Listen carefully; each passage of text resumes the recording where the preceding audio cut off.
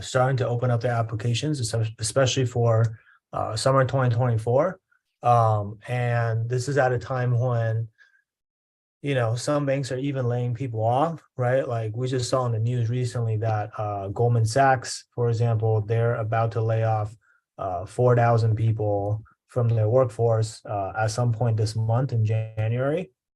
And so um, that's 8% of their workforce, right? And so obviously it's not the best time to be, going into a job market right now. But with that said, like we don't control the macro environment, right? And you graduate when you graduate, you still have to recruit no matter what.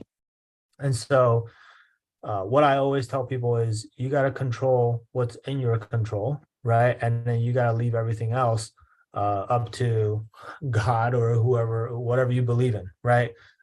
Just to tell you a little bit about myself or my story, which is, I think, somewhat relevant for this situation. I actually graduated back in 2008, and I did my junior summer internship at Bear Stearns in the summer of 2007. And for those of you who are too young to remember Bear Stearns used to be a bulge bracket investment bank, and they're the first firm that kind of collapsed and triggered the 2008 financial crisis, which was like the last real big recession that we had. Right, we've gone a really long time, almost 15 years, without having a real recession, and so it's been a great run. But unfortunately for me, I'd interned there my junior summer, and then that summer, as I was sitting at my desk during my summer internship, was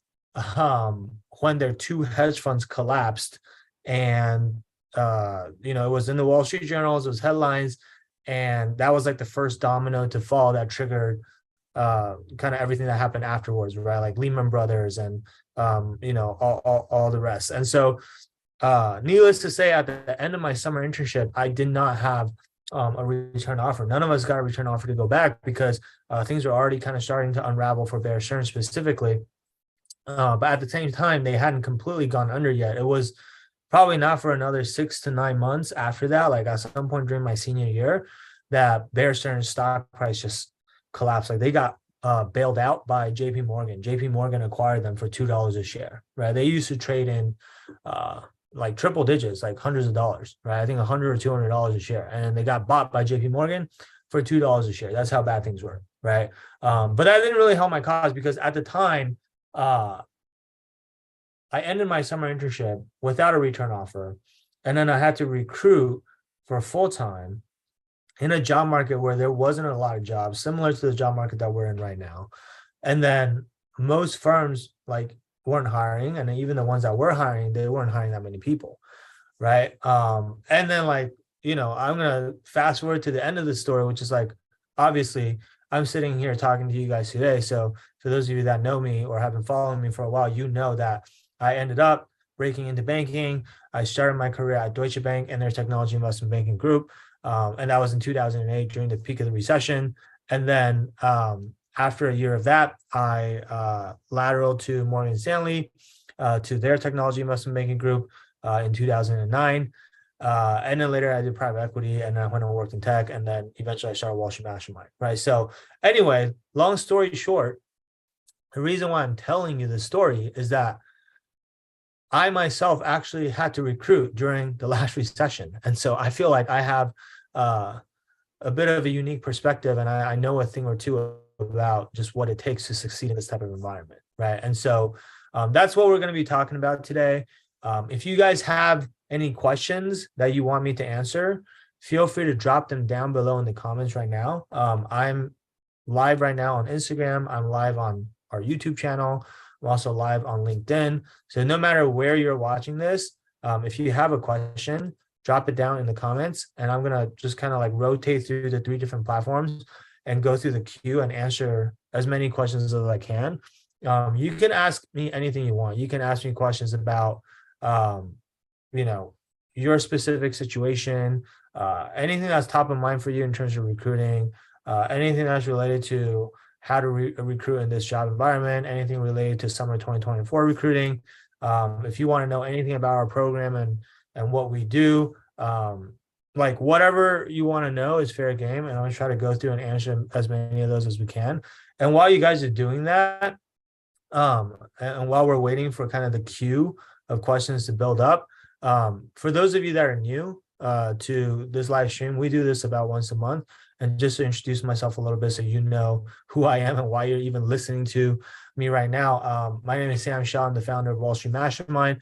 What we do here at Wall Street Mastermind is we've worked with, I think, over 800 students at this point over the last 5 years. And basically, we help our students get the best jobs possible in investment banking, right? Like collectively, we've helped people get jobs at every single bulge bracket and elite boutique bank on Wall Street, and the vast majority of the middle market banks as well. I would say we place people into 20 out of the top 20 banks and 44 out of the top 50 banks. Okay. And we've done all of this despite the fact that only 45% of our students come from target schools. So typically you would think that most of the people that are breaking into investment banking have to come from target schools, but no, 45% of our students come from target schools, 20% go to semi-target schools, and 35% actually go to non-target schools. And despite that, most of our clients are still getting into investment banking, and also 40% of our students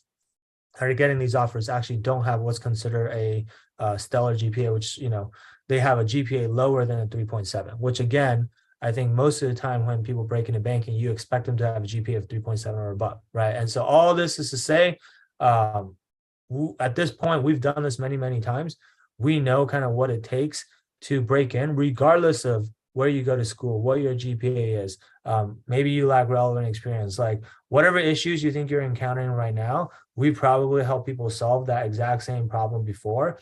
And so I'm happy to give you guys, you know, whatever advice I might have on this live Q&A. And so if you have questions about anything, again, just drop them down below in the comment section, and then I'm going to go through and you know, answer as many as I can. Okay. The last thing I would say is, you know, we do, for those of you that are potentially interested in working with us after this Q&A, we are by application only. We have more students that want our help than we can actually help because we have a very small team, and we do work with each person on a one-on-one basis. And so it's very high touch, and everything is very customized. And so with that said, we do believe we have the best program out there. We are the only program to offer a money-back guarantee, which means that if you work with us and you do the work that we ask you to do, and you don't get into investment banking, we will refund every last cent of your investment. Okay. And so that's really us putting our money where our mouth is. We don't take people into our program unless we feel confident that we can help them, which is very different from pretty much all the programs out there where, hey, as long as you want to pay them, they're happy to work with you. We're not here to waste your time or your money. If we can't help you, we're going to tell you we can't help you. But if we can't help you, then this can be a life-changing thing for you, because we're talking about getting a job that's going to pay you $150,000, $200,000 plus right out of college. And also not only that, but more importantly, sets you up for some of the most amazing exit opportunities out there, like private equity, like hedge funds, like venture capital. And so I know that's what a lot of you here are interested in doing. And so again, if you're interested in that, feel free to reach out to us after this call, and, you know, can walk you through how to apply and things like that. But with that said, I think I've said enough. Let's dive into, I know some questions have been coming in, so let's dive into some of the questions that are in the queue here. And again, if you guys have more questions, feel free to drop them down below in the comments and I'll try to get to you. Okay, so I'm going to start over here on Instagram. So on Instagram, it says, Oliver asked, what firm did you work at and where? Yeah, so I worked at, I did my summer internship at Bear Stearns. For those of you that joined late, again, I did my summer internship at Bear Stearns in this technology investment banking group. Then I worked at Deutsche Bank for my first year as a full-time analyst in their technology investment banking group. And I lateraled to Morgan Stanley in their technology investment banking group, which happens to be one of the best groups on Wall Street. And then I did that for 2 years. And then I worked in private equity at a middle market private equity firm called GI Partners. And I did that for 2 years. Okay. And then after that, when I worked in tech at a couple of different tech startups, I worked at Square when they were only worth $3 billion. They're worth a lot more than that today, and they're public now. But I went and joined when they were still private and still a startup. And then I also worked at GitHub when they were only worth $750 million. And then they've obviously since then been acquired by Microsoft for $7.5 billion. Okay. And then today, obviously, I run Wall Street Mastermind full time. So that's a little bit about my work history. In risk advisory, no, not in risk advisory. Worked in banking. Let's see, what other questions are there on Instagram? What's the quickest way to learn modeling?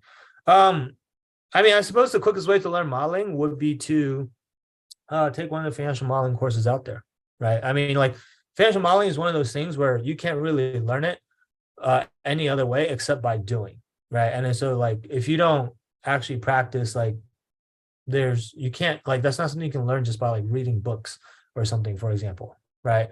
However, one caveat that I will give, since you're asking about the quickest way to learn modeling, it really only makes sense to learn how to do modeling once you've gotten your offer and not before. Okay. And I know that sounds weird, and it's probably not in alignment with what you've been told. But if you really think about it, the reason why I say that is a lot of people don't know this. Learning what it takes to get the job, or the skills you need to get the job, is different from the skills that you need to actually do the job. Okay, what do I mean by that?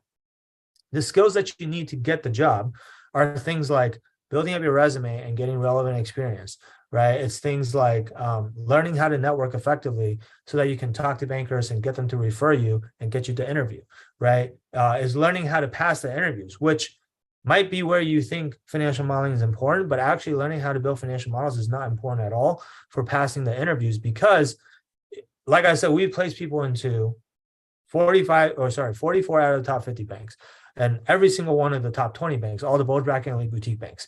And so we know exactly how those interviews go.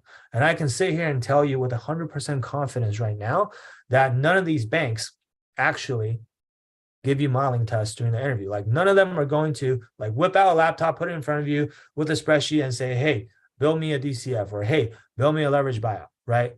They will test you on those concepts, but the way they're going to test you on it is they're going to ask you to explain these concepts to them verbally. And you have to be able to, it's almost like we always tell people, like, the way you know you're ready is when you are actually able to teach these concepts to someone else. Let's say like your younger brother who's in 6th grade, who knows nothing about finance. Like if you can explain these financial concepts in layman's terms to someone else, then that's actually the skill that you need to pass these technical interviews. Okay. And so it has nothing to do with financial modeling. And what we see is that a lot of students get misled into buying these financial modeling courses prematurely. And then these financial modeling courses are extremely long. A lot of them are like 100+ hours. They like throw the kitchen sink at you in terms of like video after video after video that you have to watch. And all these videos are dry as hell, by the way. Like it's just you watching some guy move around in a spreadsheet on his screen and like linking up one cell to the next. And like if they change this number, then all these other numbers change, and you have no idea why they're changing. And you're just trying to keep up, learning like, oh, why am I linking this cell to this cell? And like how to trying to replicate that in your own spreadsheet, and trying to understand the Excel functions you're using, and trying to learn the Excel hotkeys. Like none of that stuff matters. None of that stuff will show up in your interview. And you're just really overwhelming yourself with a lot of unnecessary stress by doing it that way. Okay. It's actually a lot easier to just learn the concepts and get to the point where you're able to verbally explain these things. That's really all you need. Right. And so the way that we like to teach the technical concepts to our students, it doesn't need to take more than like 20 to 30 hours to learn everything you need to know. Okay. Versus spending hundreds of hours practicing financial modeling, and you might not even get the job in the end. Right. Now, once you get the job, don't get me wrong. Once you get the job, if you want to like prepare for how to do the job and you want to go and take a financial modeling course, by all means, be my guest, go and do that. But also at that point, because you've already learned the financial concepts first, like you have an intuitive understanding of what's going on, the financial modeling aspect is going to make a lot more sense. Like financial modeling is not hard. It's literally just translating your understanding of these concepts onto a spreadsheet. But if you don't have those understanding first, you're not going to be able to understand what you're translating, right? So like order of operations is really important here. Oliver, I know I didn't really like answer the original question that you asked. I mean, I sort of did, but like I took it in a different direction. But like that's my genuine advice to all of you guys is like make sure you're spending your time on the right things. Okay. Let me go to the next question. Martin Torres says, how hard is it to transition from an investment analyst position at a REIT to investment banking in a different group like healthcare? I think that it's possible, right? Obviously, it would be easier to transition into like real estate banking because it's a lot more relevant in terms of the work that you've done. But at the end of the day, if you're working as an investment analyst, at a REIT, you have a lot of the same skill sets that you will need as a healthcare analyst, right? And so you just have to be able to explain that in an interview and position it the right way. And you also have to be able to like have a good rationale for why you want to make the switch from real estate to healthcare and why you didn't just do healthcare in the first place. And you also have to be able to demonstrate a genuine interest in healthcare and also demonstrate some of your industry knowledge in healthcare. So like there are different things, different boxes that you have to check to make that transition, but I think it's absolutely doable, right? And a lot of the stuff that I just mentioned, like those are the type of things that we can help you with. A lot of that is like done behaviorally on like the behavioral interview prep side, right? And so like we can definitely help you with that if that's something that you're interested in doing. Let me go to the next question. Chasing Great is saying, is it too late to apply for 2023 junior summer internships? It's not like too late, but it is late, right? What do I mean by that? So at this point in the process, pretty much all the bulge bracket and elite boutique banks are done hiring for summer 2023. So you're probably not getting into one of those, right? Most of the middle market banks are also probably done hiring for summer 2023. So, and when I say middle market bank, I'm talking about like the top 50 banks, right? There might be like one or two here and there. I'm not saying everybody is 100% done, but like there might still be opportunities here that pop up, or like sometimes firms that are already done hiring and then people renege and then maybe they try to backfill them. But for the most part, those are going to be done. And so like at this point in the process, if you're a junior and it's January, like you're in the second half of your junior year and you're still recruiting for your summer internship, then you're probably looking at smaller regional boutique banks. But in that case, like what I would recommend is just try to get into the best regional boutique bank you can possibly get into. And then at the end of your summer internship, do a good job, make sure you get a return offer. And at the end of your summer internship, you can then try to recruit again for full-time positions, leveraging the experience that you got over the summer. And then so like we've helped a lot of students, for example, go from a regional boutique or even a middle market bank up to a bulge bracket or elite boutique bank for full-time. Right. And so that's probably like what I would do if I were in your situation, if you're still looking right now. Okay. But the other thing too, Chasing Great, just to answer your question, like if you've been recruiting for a while and you're still looking and like nothing's worked out for you so far, I think you got to ask yourself why it hasn't worked out for you. Like, what are you doing wrong? Where are you stuck? What's not working? Right. It would be silly to just continue to do more of what you've been doing and to just like, it's like banging your head against the wall. Like if you keep doing more of the same and you expect different results, like I think there's a quote, like that's the definition of insanity, right? Like if you've been recruiting this long and you still haven't landed an offer, you got to really like look deep within yourself and ask yourself, like, where do I need to get better? What's not working? Am I like not getting enough interviews, or am I getting interviews and then just not passing the interviews? Right. And like, and if I'm not passing interviews, like where in the interview am I messing up on? And if you're like, hey, I'm getting interviews and I'm not passing them, but I feel like I've been doing great in the interviews and I don't know what I'm getting wrong, a lot of times that means that you're probably not answering the questions as well as you think you are. And usually that means that usually it's more likely that it's on the behavioral side than the technical side, because a lot of people always feel like they're doing well on the behavioral side and they think their answers are good. And it's actually not that good, but the bankers are also not going to give you that feedback. And then like you yourself don't know that the answers aren't that good. That's why you're using those answers, right? So that's where like it would be a good idea for you to go and get feedback from other people, whether it's us or someone else, on how you can make your answers better. Okay. Let me keep going. Oliver asks, I have a fund accounting role for 100K NYC. I'm comfortable with earning that first year in college, but not sure if I should take the leap to grind for interview / 100-hour weeks. I think what, if I understand what you're saying, Oliver, you're saying that you can go into accounting and make 100K, but that's not a lot in New York City. And then so you're not sure if you should take the leave to grind an interview for something like banking, which pays more, but has really bad work-life balance, right? And so if that's what you're asking, I mean, first of all, I would say that's a very personal decision, right? I'm not going to sit here and tell you that banking is for everyone because it's not, right? You have to decide if it's worth it to you, right? Now, I will say, for going into banking, it's a lot more than just the fact that, oh, it's higher paying. Like, yes, it is higher paying, right? But it's not just higher paying like for those 2 years that you're in banking, right? Like it's actually like the way it sets you up for future opportunities. Like you will not have great exit opportunities, quite frankly, coming out of accounting. If you go into accounting, you probably stay as an accountant for the rest of your life. And the career trajectory for an accountant, if you measure it by earnings over your career, is pretty limited, right? There's a pretty low ceiling on that. Versus the exit opportunities you would have if you were coming out of banking, you have all sorts of options. You could go buy side, you could go private equity, you could go hedge fund, go venture capital, you could go work in pretty much any type of business role at a Fortune 100 company. You can do corporate development, you could do strategy. You can obviously work in finance.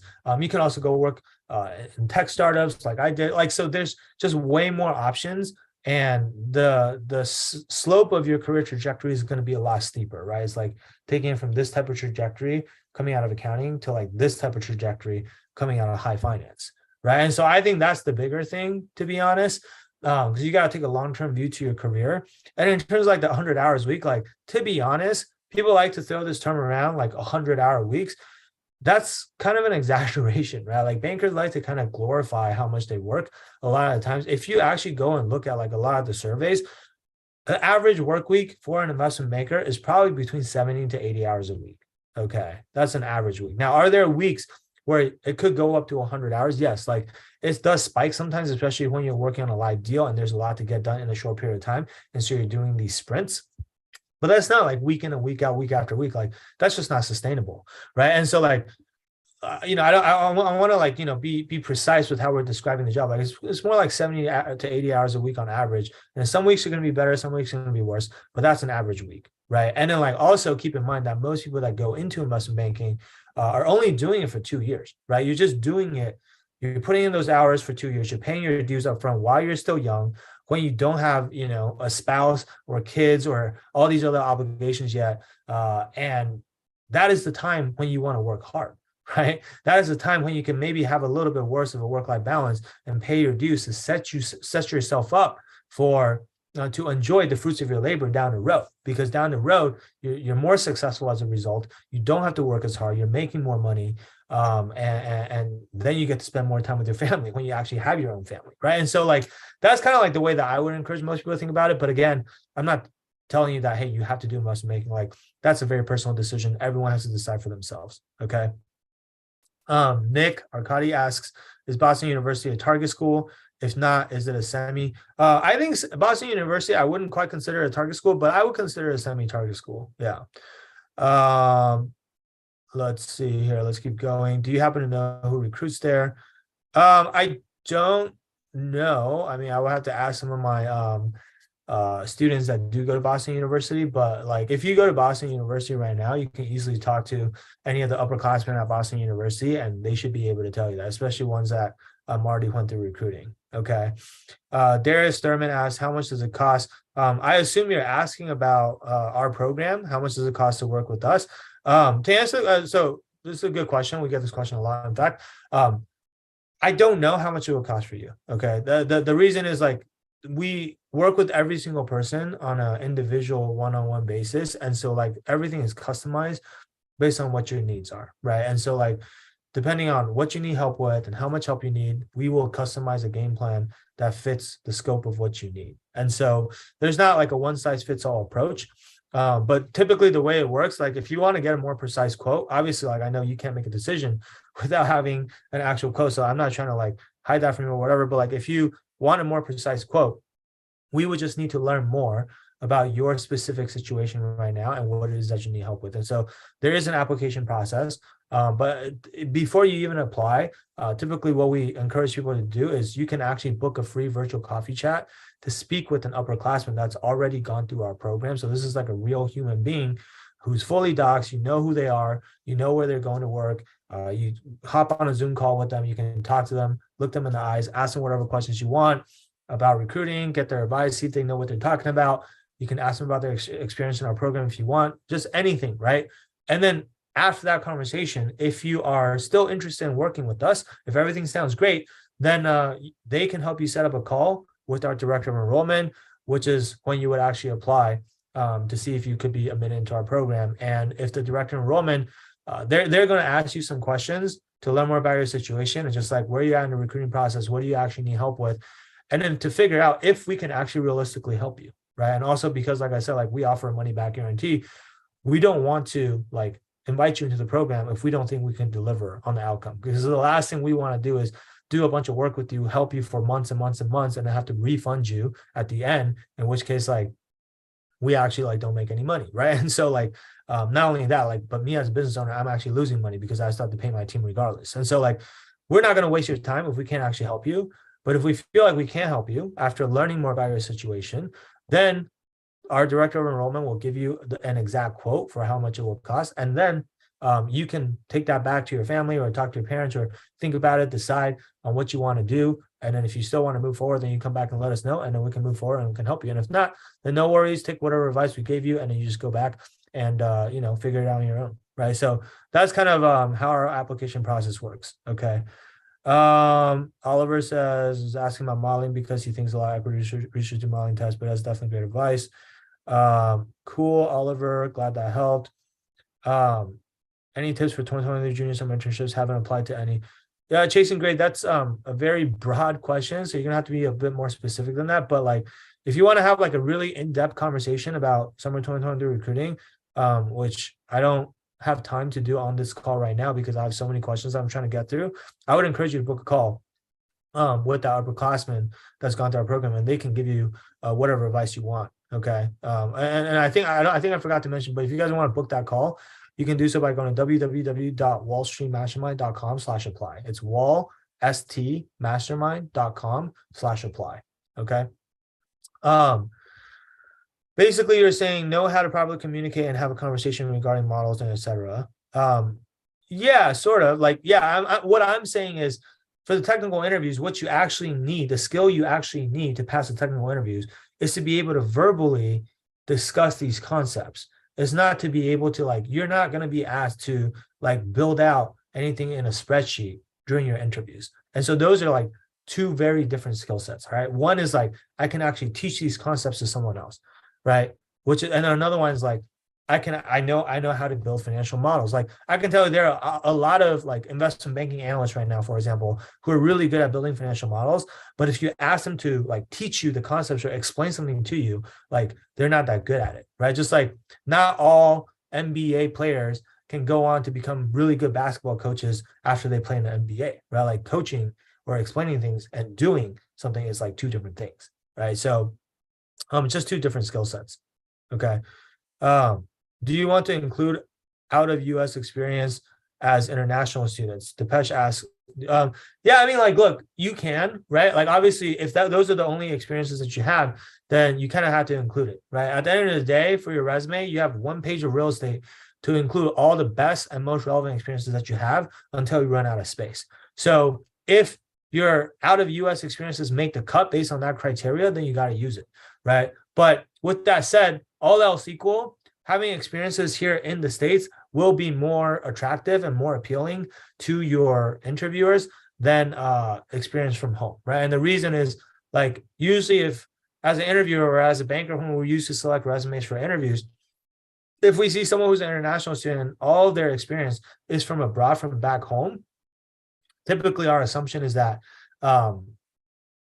we'll discount that a little bit because we assume that like, oh, they probably got it through nepotism or like just through like mom and dad's friends or relationships and things like that, right? And so like whether that's true or not, like fair or not, that's just kind of like the stereotype that people have. And so that is something to keep in mind, okay?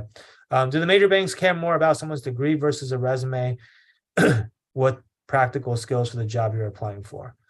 By degree, if you mean like what you major in, banks don't care what you major in. You can major in whatever you want. They care a lot more that you have relevant experience on your resume, okay? Jason Gray says, thank you. I will DM you about the program. Awesome. Yeah, please do that. Our DMs are super full right now, by the way, Chasing Grace. So like if you DM us, I can't promise that we'll get back to you in a super timely manner. But if you want, I would encourage you again to just book that call and talk to the upperclassman that's already gone to the program. And that's not a sales call. That's literally just like a coffee chat for you to like ask them whatever questions you want and get whatever advice you want. So like again, you can do that www.wallstreetmastermind.com/apply, and the streets abbreviated to ST. Okay. Nina asks, how can we set ourselves apart from other candidates when applying to IB internships / diversity programs? Yeah, I mean, like, so in terms of like getting selected or in terms of standing out, it really comes down to like how strong is your resume. And there's a lot of things that go into that. There's your school, which you probably can't change. There's your GPA, which probably is somewhat set in stone. Like you're not going to be able to change that overnight, at least. That probably updates once a semester, right? And then it's your work experience is the most important thing, having relevant work experience.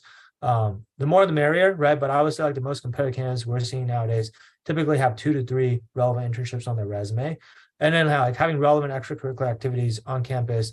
You can join finance clubs, student investment funds. There's a lot of things you can do now that would be considered relevant. And then ideally, you also have leadership positions within those organizations, right? And there's other things you can do too, like you can participate in case competitions. There are a lot of like investment banking case competitions, by the way, which I highly encourage you guys to participate in that. So that's more like on the resume side thing in terms of like how to make yourself stand out on paper. And then the other way is like obviously through networking and like by reaching out to these bankers and having really, really good conversations with them. Like there's 2 objectives there when you're networking. One, you want to impress them, right? And 2, you want to get them to like you as a person, right? And so that's like being a good communicator, being presentable, telling your stories the right way. A lot of overlap, to be honest, with your behavioral interview skills, because like, to be honest, your networking conversations is really just another form of interviewing. And for the most part, it's going to be behavioral and not technical, right? So those are kind of like really the ways to stand out as a candidate or to get selected for interviews or for these diversity programs. Okay. Oliver says, got it. Yeah, I didn't realize how low accounting role was. Cool, no problem. Do the major banks care more about someone's degree? I think I already answered that one. As well. Is IB hard to break into as an international student? Yeah, IB definitely is hard to break into as an international student because the banks don't, because there's not all banks will sponsor. So you have a smaller pool of banks that you can apply for. 2, even the banks that will sponsor, it's more work for them to go out and have to sponsor someone. So for them to go through the trouble to sponsor someone, like they have to feel like it's worth it. So typically we do find that the bar for international student to get hired is slightly higher than the bar for U.S. citizens and green card holders. And so it just is what it is. Like that's kind of like how the game works, and you can't really change that. So if you're an international student, I would just say like you got to just control what's in your control and make sure that you really do everything you can to turn yourself into a stellar candidate, like even more stellar than the average candidate out there, right? And then the other thing to know about being an international student is that you have less time to actually get the offer because you have to recruit while the bigger banks that are willing to sponsor are still recruiting. So that's mostly like bulge bracket and elite boutique banks, and then like some middle market banks, right? And then so like if you're a junior right now, for example, you're in your second semester, like I said, most of those banks are done hiring. And then so like it's going to be very, very tough for you to break in as an international student. Like you don't really have the option of going to a regional boutique like you would if you were a U.S. citizen or a green card holder, right? I mean, there's some exceptions to that, and there some small things you could do that could potentially make you an exception. And like we have helped international students get into smaller banks before, but the degree of difficulty is even higher when it comes to doing that. Okay. Your thoughts on breaking in from FP&A? Evan Davis asks, I think it's doable, but when we've helped a lot of people lateral in from other finance related fields that are not quite investment banking. So we've helped people lateral in from FP&A, from accounting, from audits, from tax, from sales and trading, corporate banking, valuation, corporate development, like you name it. Like if you're doing something that's at least somewhat related to finance, then I think it is possible to break into investment banking because we have so many examples and just case studies of people that we've helped do exactly that, right? So if that's something that you're interested in, feel free to reach out to us and see if we can help you. Okay. Is it important to practice behaviorals? What is the best way to practice? Yeah, this is a good question. It's absolutely critical that you practice your behavioral interviews. Okay.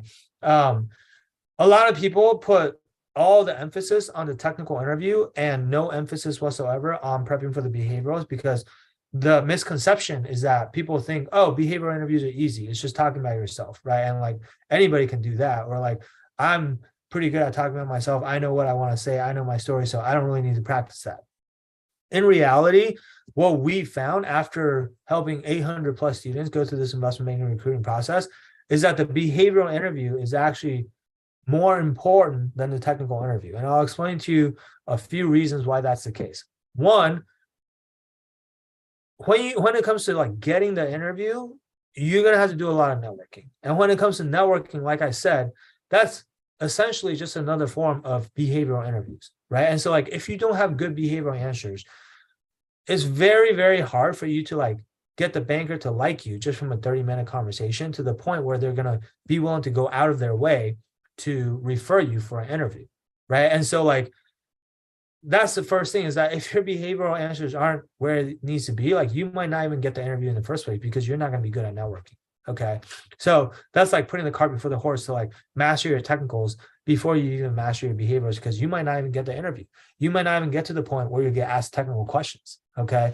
The second thing is, even if you do get to the interview stage, what we've seen from our clients is like, we've had plenty of clients that have gotten offers despite having messed up on a couple of technical questions during their interviews, because they had such good stories for their behavioral answers and they were so likable that the bankers didn't care. Like the bankers know they can teach you everything they need you to know on the technical side, but they also know that if you don't have the qualities or the traits that they look for intrinsically, they're not going to be able to change who you are as a person. So to them, the more important part is like getting to know who you are as a person and if you're actually going to be a good fit for them culturally, right? And if they're actually going to enjoy spending 70 to 80 hours a week in the office with someone like you, right? And so that's why I like the behavior was so important. Like on the other hand, we've never had anyone get offers just because they nailed all of their technical questions, but they had like really bland behavioral answers. Okay, so that's just like speaking from a lot of experience and having tons of data points. Like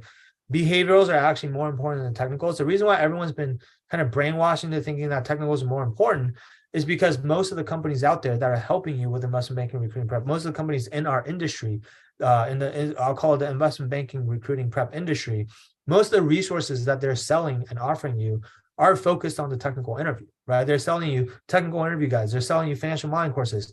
And they know that that's the stuff that, you know, one, people are more worried about, but then two, and people are more worried about it because like people are more intimidated by a technical interview and they think that, hey, it's like you either know the answer or you don't. And if you don't know, the answer is very obvious. Whereas like people think if you don't know the behavioral question or you don't know the behavioral answer, you can kind of just like BS your way through it, which is actually not true, right? Because bankers can tell if you're BSing your way through something.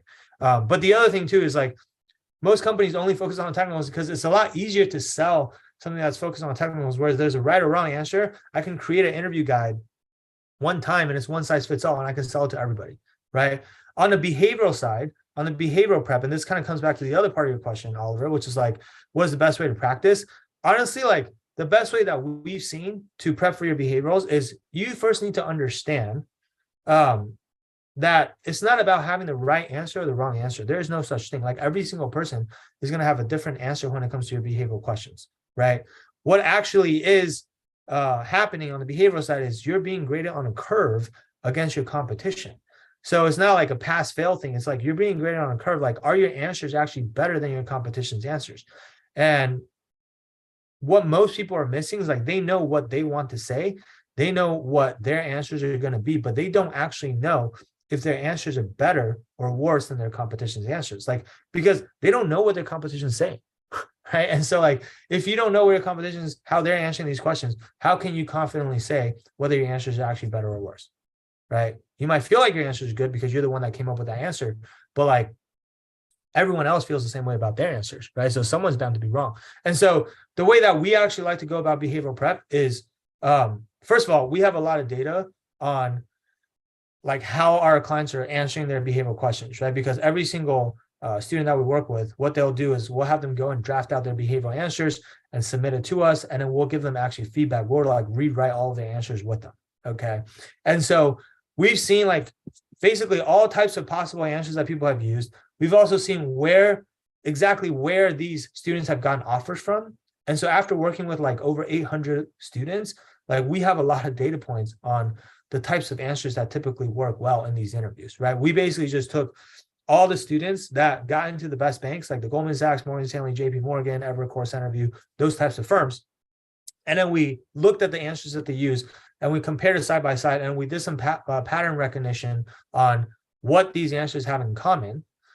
And then based on that, we identify the commonalities, and then that turns into like the frameworks that we then have all of our other students use. Like, hey, these are the commonalities that all the most successful answers typically have. And then you're going to go and take your experiences and your stories, your unique stories, and then kind of like fit it into these frameworks. Okay. So you're not going to have the same stories as other people, but you're going to make sure that you are using the same frameworks and the same structure.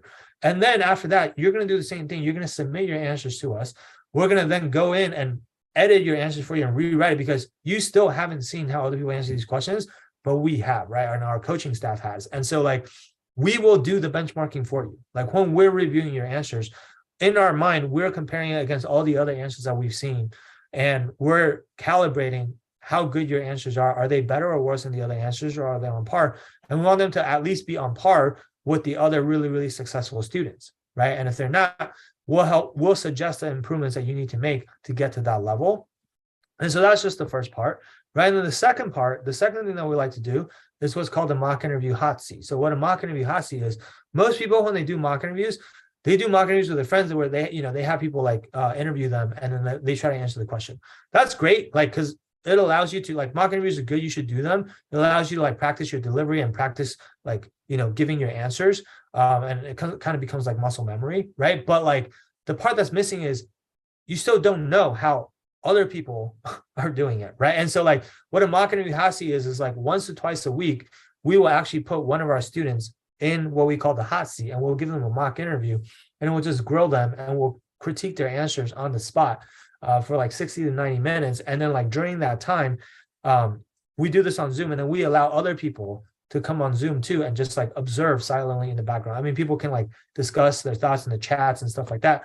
But by doing this, basically once or twice a week, our students get to observe one of their peers give their answers to the same questions that they're preparing for, right? And then what usually happens is from there, you're either going to find someone that has a really, really good answer that's actually better than yours. So a lot of times people are like, oh, wow, I thought my answer was good. But actually now that just hearing this answer that someone else just gave, this is way better than even my answer. And so now I have inspiration for how I can go and improve my answer. Maybe I have a similar example that I could use that I didn't even think of before, right? And so you're also learning from what other people are doing. And then at the same time, getting to calibrate and benchmark your own performance against other people. And then other times, like you might sometimes find someone who's like not doing very well in their mock interviews. Then you learn what not to do. You're like, oh, I really don't like the way he did this, or I really don't like the way his tonality sounds, and I want to make sure that I don't do that. And so you can learn from both good examples and bad examples, right? But the point remains that you need to not just like think about your behavioral answers in a silo, like, with blinders on, where you're only looking at your own answers. Like you need to also be comparing it against other people's answers, right? And so that's a very unique thing that we do, that like, most other, like we haven't seen anyone else do that anywhere else. Like most of the time, your competition is not going to be open to sharing how they're planning on answering their questions with you. And so we just created an environment where that's actually just like a very normal thing. And our students are all super collaborative and always constantly giving each other feedback and helping each other out as well. And so like everybody's learning together and improving together at the same time, right? And so like the community aspect is actually a huge competitive advantage as well. Okay. Okay, let me move over here to YouTube. I know the YouTube people have been waiting for a while. Hopefully they're still on, but if not, they can watch the recording afterwards. Tanya asks, by how much are banks marking down their recruiting, and how would you suggest a student graduating next year navigate this? Yeah, this is a great question. The fact of the matter is, like, nobody knows, right? Like, unless you work in HR at these banks, you're not going to be privy to that information. So I'm not going to sit here and pretend and tell you that I know the exact percentage reduction in the headcount. But again, my advice to you is just this: that is out of your control. It doesn't matter how many people the banks are deciding to hire, how much they're reducing the headcount. That should not change what your approach is to this, right? What I always tell people is like, let's say during a good market, the bar to get hired is here. And then let's say you are like this good of a candidate, so you like pass the threshold, and so you made the cut, right? But now because of the market performing poorly and there's a bad jobs environment and they're hiring less people, now the bar's been raised, and now let's say the bar goes up to here. Now, if you're still only this good of a candidate, you just missed the cut, right? And so like when we say like they're going to hire less people, the people that are really being affected are the people that are like kind of fringe candidates that are like right on the cusp, right? Maybe like they were like barely getting in before and now they're not, right?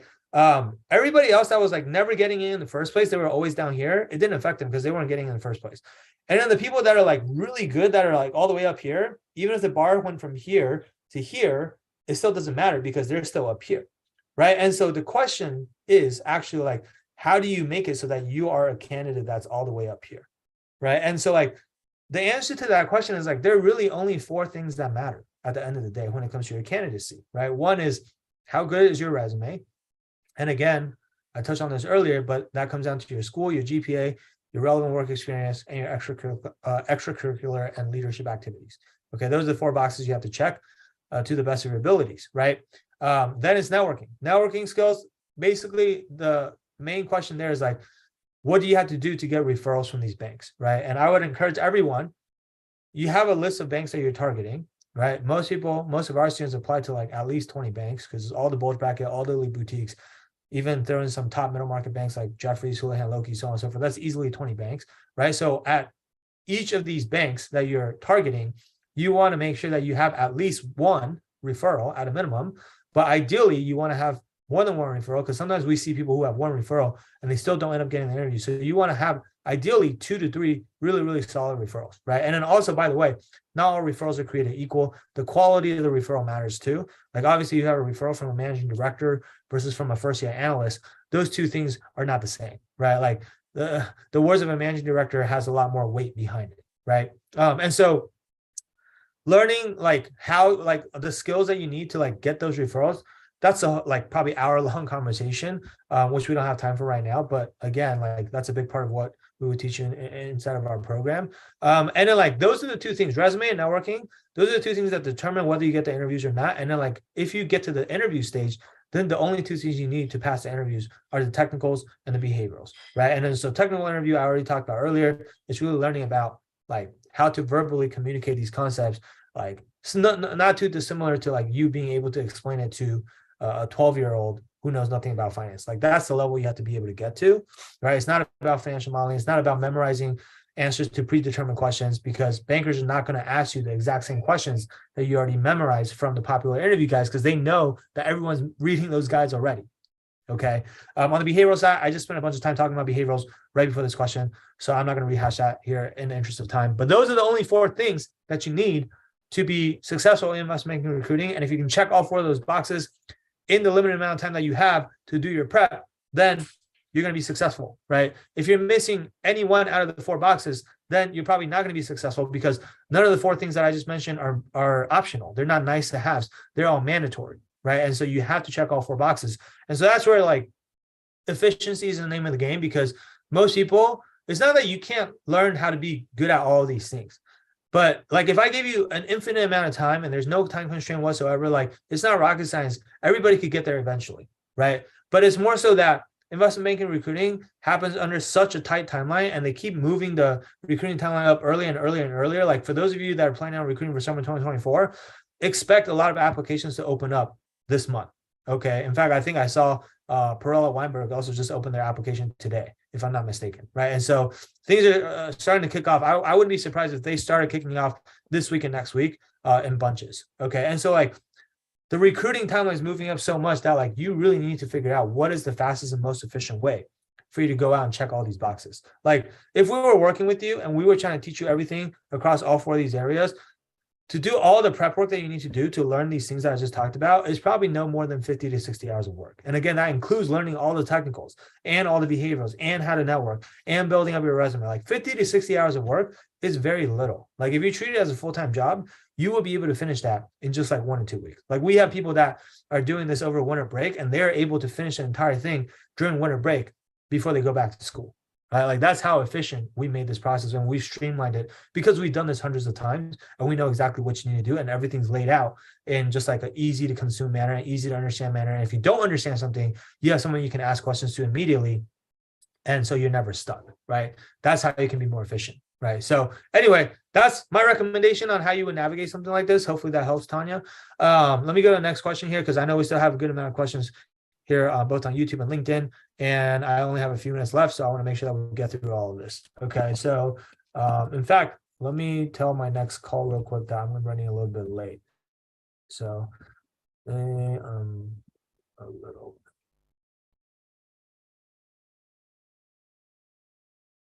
Okay, all right, let me try to speed through the rest of these questions, okay? Because I am late for my next meeting. I have to go and talk to one of our students.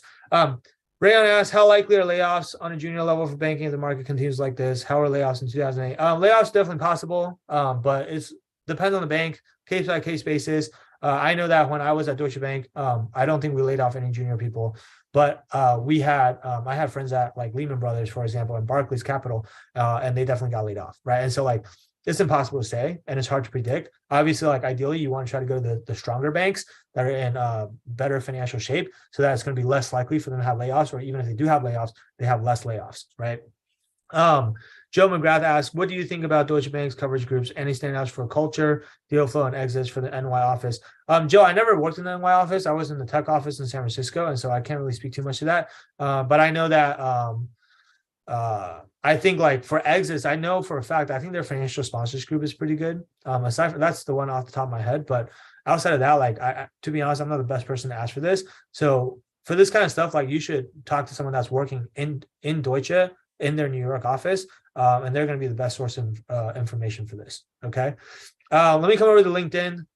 Sorry for doing you guys last, and thanks for your patience. But Kevin Gonzalez asks, what are the chances to get into M&A post-bachelor's? Yeah, I mean, like if you want to do M&A, I mean, that's pretty much getting into investment banking, right? And post-bachelor's, I mean, yeah, like that's what most people are doing is they're doing it straight out of undergrad. So like that's not that unique. But in terms of chances, like, yeah, it's a very selective job, right? It depends on like the quality of the bank that you're talking about. But if you're talking about top tier banks like Goldman Sachs and JP Morgan's and Centerviews and Evercore's of the world, their acceptance rate every year is about 1% to 2%. Right. Middle market banks like Jefferies, I think when they published their information, it was about like 3.5%, a little bit higher, but still not that high. Right. And then like the further downstream you go to smaller and smaller banks, I'm sure it gets easier and easier. But no matter what, it's a very selective industry, right? Due to the high pay, the prestige, the exit opportunities, and even like the network that you're able to develop. So like a lot of people want these jobs and nothing good comes easy. Right. So, but it's absolutely doable. Like if you're a college student, like I don't know, I will have to know more about your profile, but like it's absolutely doable in terms of like breaking into banking from college, because that's what everyone's doing. Okay.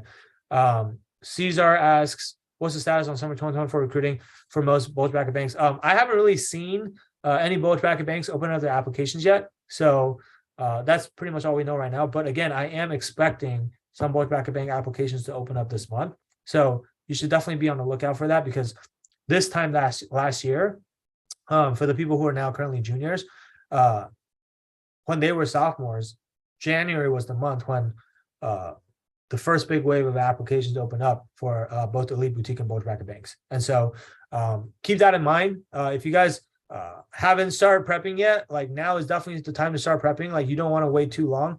In fact, it's never too early to start. Like I would go as far as to say, like, even if you're a freshman, it's not too early to start. You think about all the things you have to do, those 4 boxes you have to check that I talked about earlier. Like some of those are really, really long lead time items. Like building up your resume with 2 to 3 relevant internships, like that can take easily 6 to 9 months at a minimum, if not more, right? Networking, like you're probably going to have to network with hundreds of bankers, right? And so even if you're having like consistently having 5 to 10 conversations a week with bankers, like that's going to take you months and months and months to do, right? And so that's why, like, for investment banking recruiting, you really want to try to start as early as possible. For those of you that are feeling behind, or maybe you're feeling a little bit lost, where a lot of the stuff that I've been saying today, it's like either like feels overwhelming, or maybe it's just like, you know what you need to do, but you don't know how to go about it efficiently. I don't want you to stress out. Reach out to us, get some help. Again, you can book a free virtual coffee chat with a successful upperclassman that's already gone through recruiting recently and has secured an offer at a top bank, either a bulge bracket or elite boutique bank. And you can ask them whatever questions you want about recruiting. Ask them how they got their job, ask for recruiting advice, ask them about their experience in our program, ask them whatever you want. Okay. It's just like free 30-minute virtual coffee chat on the house, basically, for you to get some recruiting advice. And you can, if you want to book that call, you can go to www.wallstreetmastermind.com/apply. It's wallstmastermind.com/apply. Okay. And after you talk to them, like if you decide you still want to, you're still interested in working with us, then like they can set you up for a follow-up call with our director of enrollment. We can learn more about you. It's by application only. We're going to see if we're a good fit for you. We're going to have to feel confident enough that we're willing to offer you a money-back guarantee and that we're not going to lose money on it before we even invite you into the program. Okay. But that also means that if we do invite you into the program, we're extremely confident that we can get you into investment banking, that we can help you make anywhere from $150,000 to $200,000 plus right out of college, depending on the bank that you end up in. And that you're going to have really, really great exit opportunities for the rest of your career. And basically you're going to be set. Right. And so, again, if you guys have any questions, feel free to reach out to us. You guys can email me, sam@wallstreetmastermind.com. It's wallstmastermind.com, or you can try to DM me on LinkedIn, or you can DM us on Instagram. Again, I'm getting a ton of messages in Instagram and on LinkedIn right now. And so if you do that, we'll try to get back to you as quickly as we can, but it might take us a while. Okay. But otherwise, the easiest way to talk to us is to just go ahead and book that virtual coffee chat. So again, it's www.wallstmastermind.com/apply. And again, I hope everyone found this to be helpful today. I know that it's intimidating to have to recruit in the current environment, which, everybody's talking recession and this and that. I'm just here to tell you that control what you can control. And as someone who's gone through a similar process before, you can absolutely still accomplish your goals as long as you approach this the right way and you have the right guidance and you have the appropriate amount of fear and sense of urgency, right? Healthy amount of fear and a sense of urgency, and you just have the work ethic and you're willing to make sacrifices to get your dream job. Like that's what it's going to take. But if you have those things, then you're going to be just fine. Okay. So again, hopefully this was helpful to you guys. Thank you guys for tuning in today. I am out of time. I got to go and talk to one of the students in our program now. So we'll be back with another one of these live Q&As, similar time, probably at the beginning of February. By then, I think a lot more applications will be open for summer 2024. So we'll also have a lot more to talk about. So stay tuned for that. Otherwise, it's good talking to you guys. Happy New Year to all of you. Hopefully 2023 is a super successful one for everyone here. And we'll talk to you soon.